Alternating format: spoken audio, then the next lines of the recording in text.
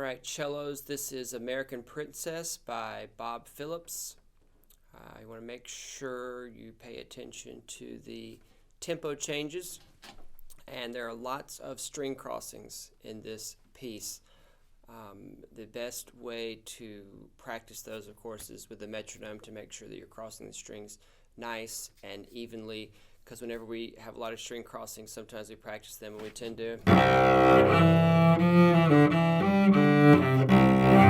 introduce a dotted rhythm that isn't there, and if you practice with the metronome, your string crossings will always be nice and even. And also practicing in front of some kind of mirror or just watching your contact point very carefully, because remember, over here on the C string, my hand is getting closer to my body, and as I go over here to the A string, my hand is getting farther away from my body. So it's not this straight up and down thing that's happening on the string crossings. It's up and out, all right, and back and in. So this is why I sometimes use a hula hoop around the player to show the bow path, because of the arc that the cello bow goes in.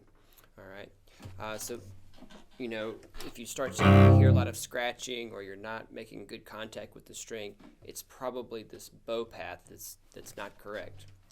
A couple of other things to remember while you're playing this piece is the composer, Bob Phillips. He's a bass player, low string person himself. His daughter's a bass player who he wrote this piece for and dedicated the piece to her. I believe it's for her wedding.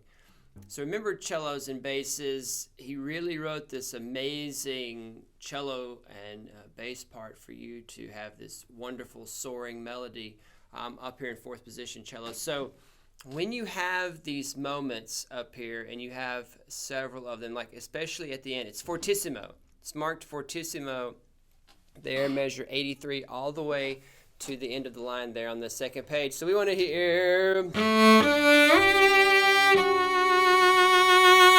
really get the vibrato going, all right, and sustain the sound. Or they have it marked in third position, either way.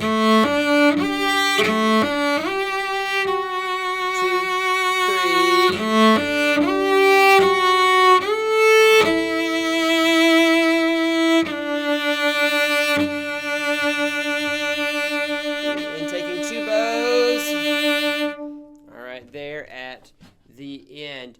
And whenever there's a couple of places where I have an entrance, one of the things I have to learn to do is tap the note. If you listen carefully, all right, you can hear, all right, the G coming out there. And the last thing I'll say is actually about the very beginning of the piece. Really imagine what it feels like, all right?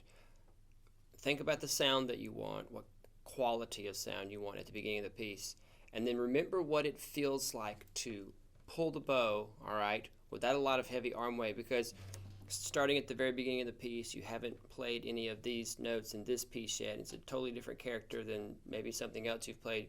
You really have to think about what that bow stroke feels like at the beginning, so that you make a nice sound on the very first note. All right, here we go. I'm going to start this, you know, like balance point, middle of the bow, all right, so that I can have some bow speed at the beginning to get the note going. If I start too close to the frog, that's when it's so heavy, and then I start rough. So I'm going to start out here.